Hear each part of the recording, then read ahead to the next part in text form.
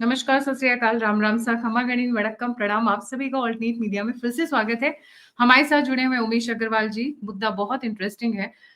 US अपनी डूबती नाव को बचाने के लिए भारत के साथ ट्रेड एग्रीमेंट करने की कोशिश कर रहे थे। उसी के साथ साथ F-35 बेचना, F-16 बेचना एंड बाकी की सारी डेवलपमेंट्स अपनी डूबती नाव को बचाने के लिए।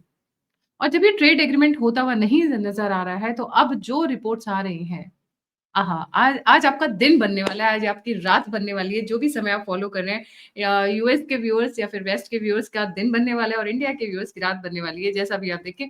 बट बहुत मजा आने वाला है, क्योंकि दुनिया की बाहें मरोड़ना, दुनिया को धमकी देना, हम कनाडा ले लेंगे, हम ग्रीनलैंड ले लेंगे, ये ट्रम्प थे चलते फिरते गुंडागिरी जो कर रहे थे, उसका अंत होने वाला है। उमेश, ज्यादा टाइम नहीं लेते हुए ओवर टू यू। बहुत इंटरेस्टिंग मुद्दा लेकर आए हुए हैं आप जी। जय सिया राम गायत्री जी। जय सिया राम। गायत्री जी देखिए, अभी अमेरिका के अंदर इंटरेस्ट रेट ने 0.25% कम किया है, पर इंटरेस्ट रेट कम करने से वहां पे इन्फ्लेशन कम नहीं हुआ है। इन्फ्लेशन ऊपर से बढ़ा है। जो इन्फ्लेशन है अभी जनरली 2% से नीचे रहता है, वो 2.9% पहुंच चुका है। और वहां पे जो जॉबलेसनेस का डेटा आया है, उधर भी एक तरह से स्पाइक हुआ है। जनरली क्या होता है, अगर आप इंटरेस्ट रेट कम करते हो तो इकोनॉमी के अंदर एक डिमांड आता है, पर अमेरिका में वैसा नहीं हो रहा है, क्योंकि बॉन्ड यील्ड जो है वो एक तरह से जो 4.25% है, एक तरह से बहुत ज्यादा है। और अमेरिका का जो डेप्थ है $37 ट्रिलियन है। अगर समझ लीजिए 4.25% उनका अगर डेप्थ होता है, मतलब इंटरेस्ट होता है वो अपने डेप्थ पे जो दे रहे हैं, तो कम से कम उनको $1.5 ट्रिलियन को इंटरेस्ट पेमेंट्स करना पड़ेगा। This is highest higher then the defence budget of around $900 billion. Gayatri ji, सबसे बड़ी बात यह है कि अमेरिका आज एक तरह से स्टैग्फ्लेशन में जा रहा है। अब ये स्टैग्फ्लेशन क्या है? हमने सब सुना है, इन्फ्लेशन सुना है, डिफ्लेशन सुना है, हाइपर इन्फ्लेशन सुना है, पर ये स्टैग्फ्लेशन क्या है? स्टैग्फ्लेशन मतलब जो इन्फ्लेशन एक तरह से, जैसे देखिए, इन्फ्लेशन रहता है और ग्रोथ एक तरह से थम जाती है, उसके कारण स्टैग्फ्लेशन आ जाता है। इकोनॉमी के अंदर लोग खर्चा नहीं करते, लोग ज्यादा सेविंग करते हैं, क्योंकि दाम बढ़ते रहते हैं, फ्यूचर का कोई भरोसा नहीं है। और जैसे ही लोग खर्चा करना कम करते हैं, तो इंडस्ट्रीज के अंदर एक तरह से आउटपुट नहीं आता है। इंडस्ट्रीज का आउटपुट नहीं आने से इंडस्ट्रीज का जो प्रॉफिटेबिलिटी है वो कम हो जाता है। इसके कारण कैपेसिटी एक्सपेंशन नहीं होता है, और कैपेसिटी एक्सपेंशन नहीं होने से जॉब्स को, बस एक तरह से जॉब्स जाते रहते हैं। अमेरिका के अंदर बहुत सारा रिट्रेंचमेंट हो रहा है। और एक चीज है, ट्रम्प ने इसी मुद्दे को एक तरह से इश्यू बनाया है, और H-1B टैरिफ को उन्होंने $100,000 का उन्होंने फी स्लैब किया है, जबकि वो सही चीज नहीं है, क्योंकि ये अमेरिका में जो मीडियन जो वेज है, इट इज अराउंड $45,000। और जो भी H-1B वीजा पे जाते हैं, $1 लाख प्लस में जाते हैं। तो कहीं ना कहीं इट इज लाइक कि अमेरिका में शॉर्टेजेस है फॉर स्किल लेबर। अब ट्रम्प ने जितनी भी जो पॉलिसीज की है, it is not in the interest of the growth of the America. और बहुत सारे रिपोर्ट्स ऐसे आ रहे हैं जिसमें बोल रहा है कि US economy has come down with the case of early onset of stagflation. मतलब ग्रोथ होने वाली नहीं है, प्राइसेस और बढ़ेंगे, और इकोनॉमी की बैंड बजने वाली है, और वो हो रहा है। मोदी ने भी एक तरह से यहाँ पे जो स्टॉक मार्केट है, उन्होंने भी बोल दिया कि 2026 में रिसेशन आ सकता है। देखिए, दो रेट कट और है, पर दो रेट कट करने से क्या मार्केट में एक्सेस लिक्विडिटी आती है? एक्सेस लिक्विडिटी आने से क्या वो एक्चुअली इन्फ्लेशन कम कर रहा है? मुझे नहीं लगता है कि इन्फ्लेशन कम होगा। अब एक और एक चीज देख लीजिए, डेटा जो मार्क्स डेंडी है, जिन्होंने 2008 का जो हाउसिंग क्राइसिस है, सब प्राइम क्राइसिस प्रेडिक्ट किया है, उन्होंने भी बोल दिया है 1/3 ऑफ अमेरिका आज एक तरह से जो स्टेट्स है, उनकी इकोनॉमी कॉन्ट्रैक्ट हो रही है, 1/3 के अंदर स्टैग्नेट हो रही है। तो कहीं ना कहीं ये सब वार्निंग सिग्नल्स है। और इसके कारण अमेरिका के अंदर एक बहुत बड़ा प्रॉब्लम आने वाला है, रिसेशन आने वाला है। और रिसेशन आ गया तो आप देखेंगे स्टॉक मार्केट के ऊपर भी उसका असर जाने वाला है। देखिए 2008 में जब प्रॉब्लम आया था, अमेरिका की जो करेंसी थी, जो यूएस डॉलर के ऊपर सबको फेथ था, यूएस ट्रेजरी बॉन्ड्स पे सबको फेथ था। इसी के कारण उस समय जो 3.2 ट्रिलियन डॉलर्स का जो सबप्राइम क्राइसिस था, उसको ऑब्जर्व कर लिया था उधर की बैंक्स ने। इस बार अमेरिकन ट्रेजरी बॉन्ड्स के ऊपर ही लोगों को एक तरह से प्रॉब्लम है। वो अमेरिकन डॉलर पे बिलीव नहीं कर रहे हैं। चाइना ने अभी $25 बिलियन का अपना ट्रेजरी बॉन्ड्स बेचा है, फ्रॉम 756 टू 731 बिलियन डॉलर्स कर दिया है। और चाइना, इंडिया, टर्की, पोलैंड, ये जो सेंट्रल बैंक्स है, ये रिपीटेडली गोल्ड लेते जा रहे हैं। देखिए गायत्री जी, क्या हो रहा है, अगर सिस्टम में और डॉलर आप प्रिंट करके डालोगे तो क्या होता है, डॉलर की सप्लाई बढ़ती जाती है और जो एक्सेस डॉलर जो आता है वो कहीं ना कहीं जाके कुछ ना कुछ तो लेगा ही। तो अब ये एसेट्स में जा रहे हैं, गोल्ड के अंदर जा रहा है। चाइना ने ऊपर से और भी आगे जाके बोल दिया है, उन्होंने ये भी बोल दिया है कि उनके जो मित्र नेशंस हैं वो चाहे तो गोल्ड उनके पास सुरक्षित रख सकते हैं। तो चाइना एक तरह से कस्टोडियन बनना चाहता है गोल्ड का। और गोल्ड जब भी होता है, जो इट्स मतलब एक तरह से क्राइसिस के अंदर लोग प्रेशियस मेटल्स की तरफ भागते हैं। अब अगर वहां पे स्टॉक मार्केट के अंदर बाई चांस अगर कुछ कोलैप्स होता है 2026 में रिसेशन के कारण, तो इसका प्रेशर बहुत पड़ेगा, सब जगह पड़ने वाला है। ऐसा नहीं है कि इंडिया में नहीं पड़ेगा, क्योंकि जैसे-जैसे अगर प्रॉब्लम बढ़ेगा तो यहाँ पे एफआईआईज़ अपना माल बेचेंगे, फिर वो यहाँ से पैसे निकालेंगे, जिसके कारण हमारा रुपी और कमज़ोर होगा, हमारे इम्पोर्ट बिल बढ़ेगा, लोगों के यहाँ पे देश में भी इन्फ्लेशन आ जाएगा, जॉबलेसनेस का प्रॉब्लम आएगा, रिड्यूस्ड ग्रोथ रेट होगा। तो ये सब बहुत सारे प्रॉब्लम्स होते जा रहे हैं।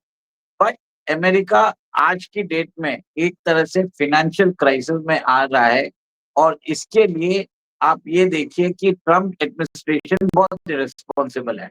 अब उन्होंने H1B वीजा पे जो उन्होंने बैन लगाया है, इसके कारण वहाँ की hospitality industry, health care industry पे बहुत इफेक्ट आ रहा है। लोग बता रहे हैं कि वहाँ पे जो अ, वॉलमार्ट के अंदर जो गुड्स, जो बेसिक कंजम्पशन गुड्स है हाउस होल्ड्स के, उसके दाम 4 to 6% बढ़ चुके हैं।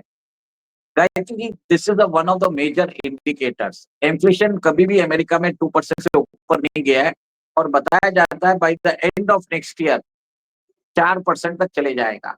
इसके कारण अमेरिका के अंदर डिस्पोजेबल इनकम कम हो जाएगी, वहां पे इंटरेस्ट पेमेंट ज्यादा करना पड़ेगा। तो कोई एक तरह से वो चक्रव्यूह में फंस चुका है और डोनाल्ड ट्रंप को समझ में नहीं आ रहा है वो करे क्या। स्टैग्फ्लेशन जो है इन्फ्लेशन से भी बहुत बेकार होता है और ये बहुत सालों तक भी रह सकता है अगर ये पॉलिसी चलती रही। डोनाल्ड ट्रंप ने अगर ये अपनी पॉलिसी में चेंजेस नहीं लाए, टैरिफ के अंदर उन्होंने नॉर्मल सी रिड्यूस अगर वो नहीं किए, तो अमेरिका रिसेशन में घुस जाएगा। अमेरिका का रिसेप्शन में जाने का मतलब है वर्ल्ड के अंदर जो 25% ऑफ द इकोनॉमी है वो रिसेशन में जाता है, तो बहुत ज्यादा फर्क पड़ेगा। इससे कारण एक इकोनॉमिक इंस्टेबिलिटी भी आएगी और इसके लिए आप ये देखेंगे कि यूएस के अंदर ऑलरेडी मेजर इकोनॉमिस्ट एक तरह से बोल रहे हैं US is on the brink of recession. इसके कारण स्टैग्फ्लेशन होगा। यूएस ट्रेजरी बॉन्ड्स को और भी लोग जो उनके होल्डर से बेचेंगे, अपनी होल्डिंग्स कम करेंगे, जिसके कारण और ज्यादा वहां पे एक तरह से एक साइकिल बन जाएगा, प्रॉब्लम एस्केलेट होने वाला है। और ऐसा है कि 1997 में भी एक क्राइसिस आया था, ईस्ट एशियन करेंसी क्राइसिस। 2008 में सबप्राइम क्राइसिस आया है और अभी जो क्राइसिस है इसके अंदर आप समझ लीजिए, एक तो एसेट क्राइसिस है, जो जैसे क्रिप्टो जैसे बूमिंग है उसके अंदर प्रॉब्लम आ सकता है। सेकेंड जो आ सकता है, हाउसिंग बबल भी एक तरह से बढ़ रहा है। तो ये सब चीजें बताती है कि प्रॉब्लम्स अगर प्रोलॉन्ग, अगर 1 या 2 क्वार्टर से रिसेशन चालू हो जाता है 2 क्वार्टर से ऊपर अगर कंटिन्यूड नेगेटिव ग्रोथ होता है, तो उसको क्लासिफाई कर दिया जाता है डिप्रेशन। और डिप्रेशन आता है तो आपने देखा है कि फाइनेंशियल मार्केट्स में एक तरह से कोलैप्स जैसी सिचुएशन आ जाती है। तो इस पर क्या होगा we don't know, but certainly जो रिपोर्ट्स आ रहे हैं, और एक और चीज है, चाइनीज मार्केट से निकाल दिए। वॉरेन बफे आज 300 बिलियन प्लस डॉलर के कैश इक्विवेलेंट में बैठे हुए हैं।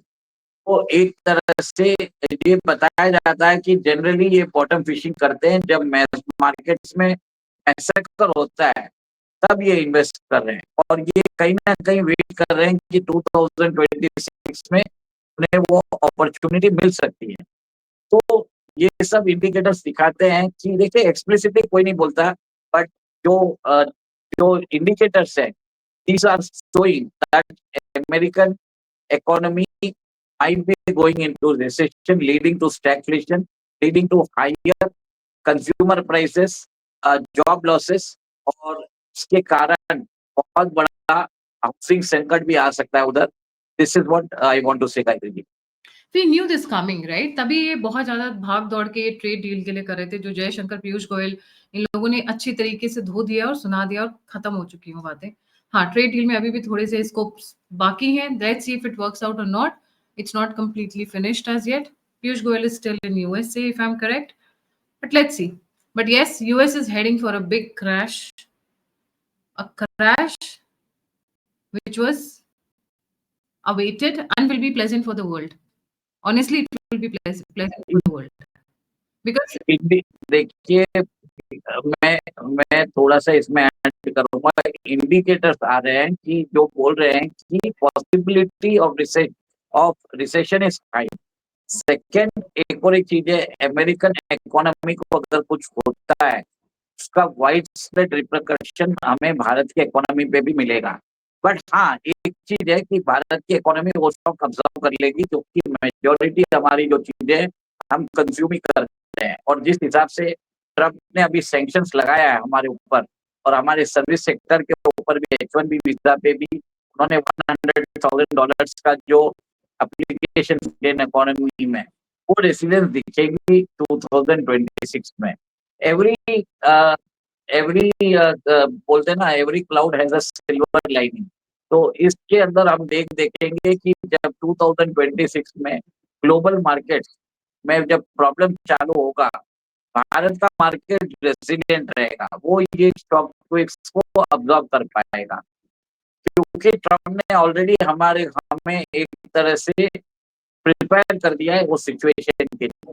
जब उन्होंने 50% टैरिफ लगा दिए, 100,000 उन्होंने एप्लीकेशन फी लगा दी है H1B वीजा के लिए, तो ये सब चीजें डायरेक्टली भारतीयों को अफेक्ट करता है। और इससे भारत को कोई फर्क पड़ने वाला नहीं है, क्योंकि हमारी इकोनॉमी ऑब्जर्व कर रही है और हम दूसरा मार्केट देख रहे हैं। जी, यही बात है। Thank you so much Umesh ji for joining. जाने से पहले व्यूअर्स से रिक्वेस्ट है, please don't forget to like, subscribe and share. ये सारी exclusive information to the point authentic आपको ऑल्टरनेट मीडिया पे ही मिलती है। और अगर आप कंट्रीब्यूट करना चाहते हैं, सहयोग करना चाहते हैं, तो नंबर और यूपीआई स्क्रीन के ऊपर है। इसी के साथ जय हिंद, जय श्री राम, हर हर महादेव।